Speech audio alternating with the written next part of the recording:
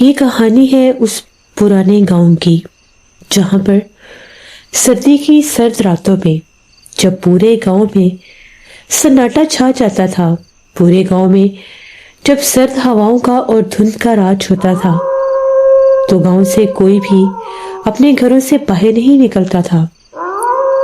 ایک تو سردی کی یک ہوائیں، دھند اور کوہرے کا بسیرا، اور اس کے ساتھ ساتھ اس خوفناک مخلوق کا ڈر جو سردی کی راتوں میں اس پرانے گاؤں میں آیا کرتی تھی۔ کہتے ہیں کہ یہ کہانی ہے اس پرانے ویران گاؤں کی جو ایک ایسے حصے میں واقع تھا جس کے آس پاس اور کوئی گاؤں فی الحال نہیں تھے۔ یہ گاؤں بہت دور دراز علاقے میں تھا، پاکستان کے پرانے گاؤں میں اس کو شمار کیا جاتا تھا۔ وہاں کے لوگ یہ بتاتے تھے کہ جیسے سردیوں کا موسم شروع ہوتا ہے ہمارے گاؤں کی راتیں بہت زیادہ ویران اور پرسرار ہو جاتی ہیں۔ ہمارے گاؤں میں سردی کی راتوں میں بہت سے بھوت پریت اور جنات کے قافلے گزرتے ہیں۔ انہی قافلوں میں سے کبھی کبھار سردی کی کچھ دھند کی کوہرے کی راتوں میں ایک خوفناک عورت اپنے سر کے اوپر ٹوکری اٹھائے گاؤں کی ویران پرانی گلیوں میں گزرتی ہے۔ وہ صدائیں لگاتی ہے نوجوان لڑکیوں کو کہ اس سے چوڑیاں لے لو۔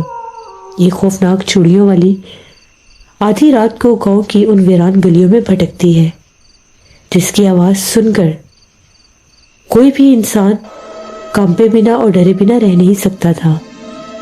شروع میں گاؤں کی ویران سنسان کوہرے سے بھری ہوئی گلیوں میں چھن چھن کی آوازیں آتی تھی۔ کوئی بھی نہیں جانتا تھا کہ اتنی سردی کی سرد رات میں بھلا باہر کون پھرتا ہوگا، لیکن جب اس کی آواز گونجتی تھی، جب اس کی آواز کانوں سے ٹکراتی تھی تو ہر کوئی ڈرنے لگ جاتا تھا۔ ایک دفعہ گاؤں کا ایک آدمی اپنی بیوی کے ساتھ گاؤں میں واپس آ رہا تھا۔ وہ جانتے بھی تھے کہ گاؤں کے معاملات ٹھیک نہیں ہیں، لیکن اس کی بیوی ان باتوں پر یقین نہیں کرتی تھی۔ وہ کہتی تھی یہ سب من گھڑت کہانیاں ہیں اور کچھ بھی نہیں۔ لوگ آج بھی جہالت کے دور میں رہتے ہیں، آج بھی بھوت پریت اور جنات سے ڈرتے ہیں۔ چلو ہمیں آج ہی اپنے گھر واپس جانا ہے، ہمارا گھر سامان سے بھرا ہوا ہے، ایسا نہ ہو ہمارے گھر میں کوئی چوری ہو جائے۔ اپنی بیوی کو لاکھ سمجھانے کے باوجود بھی وہ آدمی روک نہیں سکا۔ جب ان کو ایک بس نے گاؤں کی بیرونی حدود پر اتار دیا، یک ٹھنڈی ہواؤں میں وہ پیدل چلتے چلتے اپنے گھر کی طرف آ رہے تھے۔ وہ ٹھٹھرتے کانپتے ہوئے گاؤں کی باہر والی سڑک سے آبادی کی طرف آ رہے تھے۔ قدم جتنے بھی تیز ہوتے دھند اور ٹھنڈ اتنا تیز چلنے نہ دیتی۔ وہ آدمی اپنی بیوی سے بول رہا تھا، اتنی رات کو واپس آنے کی کیا ضرورت تھی؟ گاؤں کی حالت تو دیکھو، پورا گاؤں کوہرے میں ڈوبا ہوا ہے۔ اس کی بیوی کہنے لگی، ابھی آدھی رات تو ہوئی ہی نہیں، ابھی تو صرف رات کے 8 بجے ہیں۔ گاؤں کا منظر دیکھ کر تو ایسے لگ رہا ہے رات کا پچھلا پہر چل رہا ہو۔ خیر تم تیزی سے چلو، ہم گھر پہنچ جائیں گے۔ دھند اور سردی کی وجہ سے وہ مین سڑک سے راستہ بھٹک گئے اور گاؤں کے ویران راستے کی طرف نکل پڑے، کیونکہ دھند اتنی زیادہ تھی کہ اگلا موڑ مڑنے کی بجائے وہ پچھلا موڑ مڑ گئے جو ویرانے کی طرف جاتا تھا۔ ویرانے سے ہو کر آگے پھر گاؤں کی آبادی شروع ہوتی تھی، لیکن یہ راستہ خاصا ویران تھا۔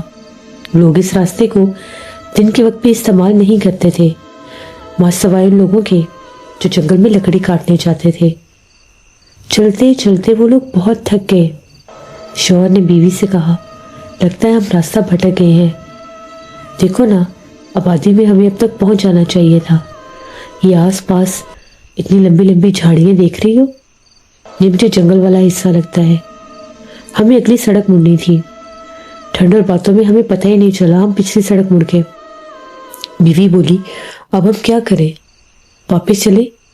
تو وہ کہنے لگا نہیں، اب آدھی سڑک تک تو آگے ہیں، اتنا ہی اور آگے کا راستہ ہے، اس کے بعد گھنے درختوں کے ساتھ ساتھ گاؤں کی آبادی شروع ہو جائے گی، اب چپ چاپ چلتی جاؤ۔ وہ دونوں چپ چاپ ان درختوں سے ہوتے ہوئے جا رہے تھے، تبھی ان کے کانوں کے ساتھ ایک کہکا ٹکرایا، ایسے لگ رہا تھا کوئی عورت کھل کھلا کر ہنس رہی ہے۔ دونوں ڈر گئے اور بیوی کہنے لگی یہ آواز کیسی ہے؟ شوہر نے کہا مجھے نہیں پتا، ایسے لگ رہا ہے جیسے کوئی عورت ہنس رہی ہو، بھلا یہاں پر اتنی سردی میں اس ویرانے میں کون ہوگا؟ مجھے نہیں پتا کون ہے، اب چلتی جاؤ۔ آگے بڑھ رہے تھے تبھی کیا دیکھتے ہیں کہ ایک گھنے درخت کے قریب ایک عورت بیٹھی تھی، آگے بہت سی چوڑیوں کا ٹوکرا رکھے ہوئے۔ اس نے گھونگھٹ نکالا ہوا تھا اور چہرہ چھپایا ہوا تھا۔ جو ہی یہ لوگ قریب سے گزرنے لگے تو وہ بولی نئی دلہن کو چوڑیاں نہیں لے کر دو گے؟ لے جاؤ کانچ کی چوڑیاں، ہر کوئی پوچھے گا کہاں سے لی ہے۔ ان کے رونگٹے کھڑے ہو گئے کہ اس کو کیسے پتا چلا کہ یہ نئی دلہن ہے، اور اس کو کیسے پتا چلا کہ ہم یہاں سے آ رہے ہیں۔ وہ دونوں بہت ڈر گئے، تیزی سے اس عورت کو کراس کرتے ہوئے آگے نکل گئے۔ ان کا جسم کانپ رہا تھا، واپس بھی بھاگ نہیں سکتے تھے۔ آس پاس سے کتوں کے بھونکنے کی آوازیں گونج رہی تھی۔ دونوں کو سمجھ نہیں آ رہا تھا کہ آخر وہ کیا کریں، پھر بھی وہ تیزی سے چلتے ہوئے جا ہی رہے تھے۔ بھی گاؤں کی آبادی شروع ہونے میں تھوڑی ہی جگہ رہ گئی تھی۔ ان کو اپنے پیچھے سے قدموں کی آہٹ محسوس ہونے لگی، لگا کوئی بہت تیزی سے ان کے پیچھے بھاگتا ہوا آ رہا ہے۔ 2 سے 3 بار پلٹ کر دیکھا، پیچھے دھند کے سوائے کچھ بھی نہیں تھا۔ وہ لوگ پھر آگے چلنے لگے۔ ابھی گاؤں کی پہلی گلی ہی شروع ہوئی تھی تو وہ لوگ کیا دیکھتے ہیں کہ وہی عورت سر پر ٹوکرا اٹھائے گلی کی طرف جا رہی تھی، اور ساتھ یہ بھی بول رہی تھی کہ چوڑیاں لے لو، یہ ساری چوڑیاں وہ لڑکیوں کے لیے ہیں جن کی بھی شادی نہیں ہوئی، یہ ساری چوڑیاں وہ لڑکیوں کے لیے ہیں جن کی نئی نئی شادی ہوئی ہے، میرے سے آ کر چوڑیاں لے لو، تمہاری کلائیاں سج جائیں گی۔ وہ لوگ بہت زیادہ ڈر گئے، یہ اس طرح سے کیوں کہہ رہی ہے؟ یہ بھی تو کہہ سکتی ہے یہ سبھی چوڑیاں جو ہے وہ لڑکیوں کے لیے ہیں۔ بہرحال وہ ڈر گئے اور تیزی سے اس گلی کو چھوڑ کر اپنے گھر والی گلی کی طرف بڑھنے لگے۔ ان کے گھر کی چوتھی گلی تھی۔ جو ہی چوتھی گلی میں داخل ہوئے، اس گلی میں بھی وہی چوڑیوں والی تھی، اور بالکل ان کے گھر کے باہر کونے پر بیٹھی ہوئی تھی۔ وہ لوگ بڑے حیران کہ ایک دم سے یہاں پر کیسے آ گئے۔ لوگوں نے کہا کون ہو تم اور ہمارے گھر کے باہر کیا کر رہی ہو؟ اس نے ہلکا سا گھونگھٹ اوپر کیا۔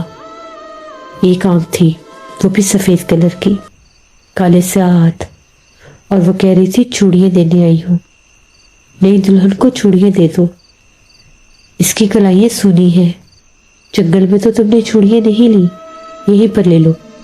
بس اس کا چہرہ دیکھنے کی دیر تھی، وہ لوگ چیخیں مارنے لگے۔ لڑکی وہیں گری اور بے ہوش ہو گئی۔ جیسے اس آدمی نے چلانا شروع کیا، وہ عورت غائب ہو گئی۔ آس پاس کے لوگ اپنے گھروں سے باہر نکلے تو کیا دیکھتے ہیں کہ نئی دلہن بے ہوش پڑی تھی۔ ان لوگوں نے کہا کہ تم لوگ اتنی رات کو باہر کیا کر رہے ہو؟ اس نے سارا قصہ بتایا کہ ہم لوگ اپنے گھر واپس آ رہے تھے، ہم لوگوں کو گاؤں کی آبادی تک آتے آتے 2 گھنٹے ہو گئے ہیں، ہم پہنچ ہی نہیں پا رہے تھے، دھند، سردی اور جنات نے ہمیں اتنا ستایا، ایک چوڑیوں والی عورت جنگل سے ہمارے پیچھے لگ گئی، وہ ابھی ہمارے گھر کے باہر بیٹھی ہوئی تھی۔ اس کا چہرہ دیکھ کر میری بیوی بے ہوش ہو گئی اور وہ چڑیل غائب ہو گئی۔ پھر جیسے ہی وہ لوگ اس لڑکی کو اٹھا کر گھر کے اندر لے کر گئے، اس کے چہرے کے اوپر پانی کے چھینٹے مارے گئے کہ اسے ہوش آ جائے۔ لڑکی کو ہوش آیا تو وہ چلانے لگی اور کہنے لگی کہ وہ عورت بہت بھیانک تھی، مجھے اس سے بچا لو، وہ مجھے جان سے مار دے گی۔ تبھی ان لوگوں نے غور کیا تو لڑکی کے ہاتھ میں چوڑیاں تھی، وہی چوڑیاں جو چوڑیوں والی بیچ رہی تھی۔ وہ چوڑیوں کو اتار کر زور سے باہر پھینکنے لگی۔ وہ ڈر گئی تھی اور کہہ رہی تھی مجھے یہ چوڑیاں نہیں پہننی۔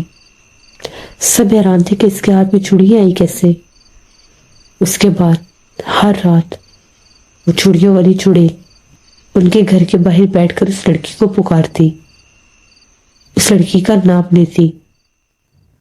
وہ لوگ بہت زیادہ ڈرتے تھے کہ چڑیل ہمارے پیچھے لگ گئی ہے۔ پھر وہ لوگ ایک عامل صاحب کے پاس گئے۔ عامل صاحب نے حفاظت کے لیے ایک ایک تعویذ دونوں کو دے دیا، اور ایک تعویذ کہا کہ گھر کے باہر والی دیوار کے اوپر کسی اونچی سی جگہ پر لگا دو جہاں پر بچے نہ دیکھ سکیں، یا بچے اس کے قریب نہ جا سکیں، یا کوئی اور نہ چھو سکے۔ پھر لوگوں نے ایسے ہی کیا۔ جس دن تعویذ لگایا اس کے بعد وہ مخلوق وہاں پر نظر نہیں آئی۔ یہ کہانی تھی اس پرانے گاؤں کی جہاں پر سردی کی سرد راتوں میں ایک بھیانک چڑیل آ جایا کرتی تھی، جہاں پر سردی کی راتوں میں ہر کوئی اس کے خوف سے اپنے گھروں میں چھپ جایا کرتا تھا، اور جہاں پر سردی کی راتوں میں جنات کے قافلے گزرا کرتے تھے۔ یہ آج کی کہانی تھی۔ امید کرتی ہوں آپ لوگوں کو پسند آئی ہوگی۔ اپنا فیڈ بیک مجھے ضرور دیجیے گا۔ جو لوگ چینل کو وزٹ کر رہے ہیں ابھی تک سبسکرائب نہیں کیا تو سبسکرائب کر لیں۔ یہاں پر ایسی خوفناک کہانیاں میں لاتی رہوں گی۔ آپ سب کا بہت شکریہ۔